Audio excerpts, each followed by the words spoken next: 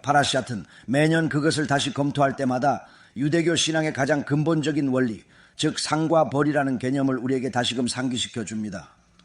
람밤은 그의 저서에서 분명하게 밝히기를 13가지 신앙 원칙 중 단 하나라도 진정으로 믿지 않는 유대인은 이단자, 즉 아피코레스로 간주하며 케일알 이스라엘의 구성원이 아닐 뿐만 아니라 공동체 기도에 필요한 최소 인원수인 미니 안에도 결코 포함될 수 없다고 기록하고 있습니다.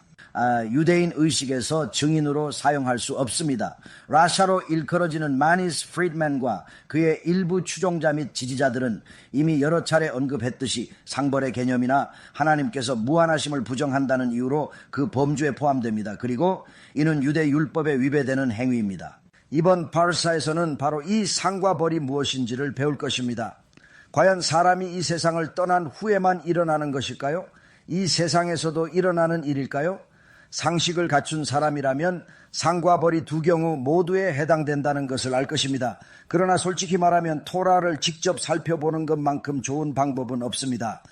창조주께서 친히 말씀하시며 무엇보다 먼저 가장 중요하고 궁극적인 법칙을 선포하십니다. 나의 규례를 따르고 나의 계명을 지키며 진심으로 성실히 온 마음을 다해 온전히 순종하여 그것들을 행하라. 즉 제가 앞으로 말씀드릴 모든 것은 다음과 같은 특정 개념에 전적으로 기반합니다. 여러분이 제 미tzvot을 따르고 제 계명들을 준수하되 단순히 배우는 데 그치지 않고 진정으로 깊이 연구하여 삶에 적용 실천하며 가끔씩 행하는 수준이 아니라 온전히 여러분의 삶의 방식으로 삼으신다면 이것이 바로 유대교가 단순한 종교가 아니라 삶의 방식인 이유입니다. 정해진 때에 내가 너희에게 비를 내려 땅은 풍성한 곡물을 내고 들의 나무는 탐스러운 열매를 맺을 것이다. 하셴께서 말씀하신 헤아릴 수 없이 큰 복이 너희에게 풍요롭게 가득히 임할 것이다. 축복에 대한 설명이 저주보다 적은 이유는 그 축복이 실로 헤아릴 수 없이 무한히 크기 때문이라. 그 다음에는 저주들, 곧 이 세상이나 다음 세계에 내릴 수 있는 모든 형벌들에 관한 것인데 만약 누군가가 토라를 성실히 이행한다면 그에 따른 축복과 선함, 즉 받게 될 보상이 무려 500배에 달합니다. 500배나 되지만 그렇다고 해서 형벌들이 끔찍하고 헤아릴 수 없이 무섭다는 사실이 사라지는 것은 아닙니다.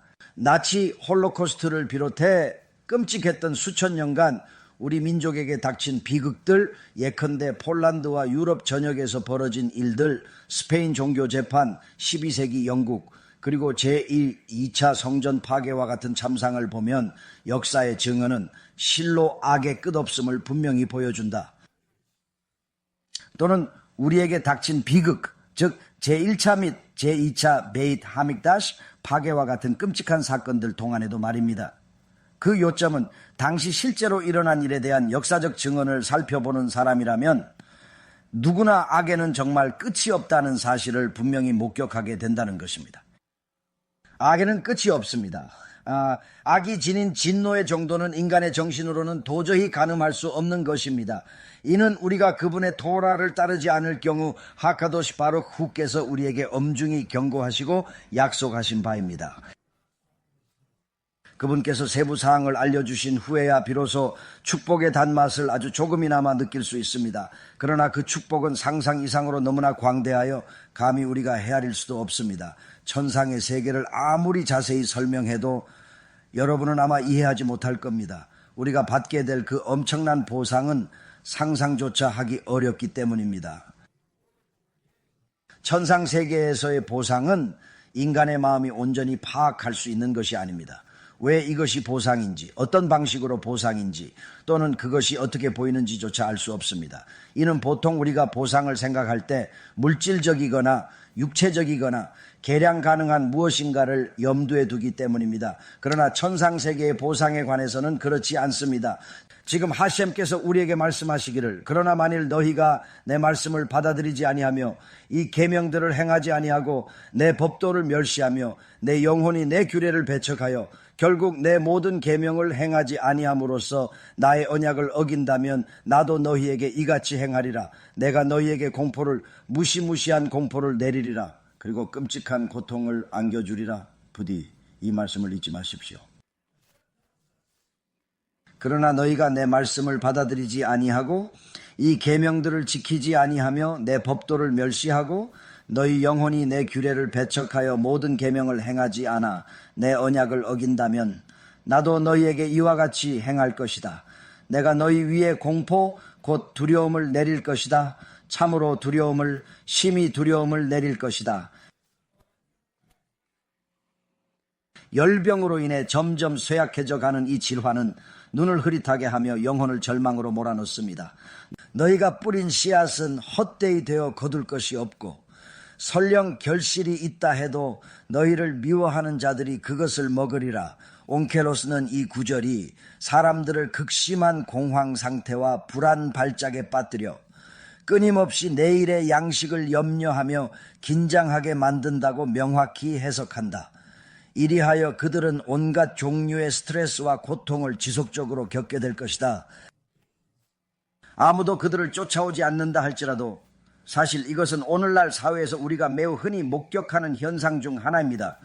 특히 무언가에 쫓기듯 살아가는 그런 사람들에게서 말입니다. 부도덕의 죄인들, 대개 부도덕 문제로 저희에게 도움을 청하는 이들은 다른 사안으로 연락해오는 이들과 크게 다릅니다. 씨앗을 낭비하며 본질적으로 그 죄에 중독된 사람들의 두드러진 특징 중 하나는 그들이 매우 불안해한다는 점입니다. 연락하는 방식만으로도 그들의 정체를 대체로 알 수 있습니다. 대개 씨앗 낭비에 중독된 이는 당신에게 50번이나 전화를 걸어옵니다. 로우, 그들은 당신에게 끝없이 많은 메시지를 보냅니다. 당신을 마치 세상이 종말을 맞이하는 듯 느끼게 만듭니다. 그리고 다시금 사람들이 깨어나 변화해야 함을 깨닫는 일이 분명 바람직하나 당신은 이 사람이 공황이라는 특정한 형벌로 인해 개별적으로 고통받고 있음을 이해합니다. 하셴께서 경고하신 형벌은 당신을 미워하는 자들이 모든 것을 소비하는 것입니다. 사업, 재산, 평판 등 그 모든 소중한 것들을 한 사람이 일생 동안 피땀 흘려 쌓아올린 그 모든 귀한 성과를 한순간에 타인이 송두리째 가져가는 것만큼 끔찍하고 비통한 일은 없습니다. 정말 뼈아픈 고통이죠. 상상조차 하기 힘든 끔찍한 일입니다. 곰곰이 생각해보면 정말 눈물겹습니다. 그동안 쌓아온 모든 것을 한순간에 빼앗긴다는 건 정말 가슴 아픈 일이지만 안타깝게도 너무나 흔히 일어납니다. 마치 영원히 살 것처럼 물질적인 것만 탐하다가 결국엔 자신을 미워하는 자들에게 모든 것을 남기고 떠나게 됩니다. 하지만 나의 법과 계명을 진심으로 지키고 순종한다면 분명 좋은 일이 있을 것입니다.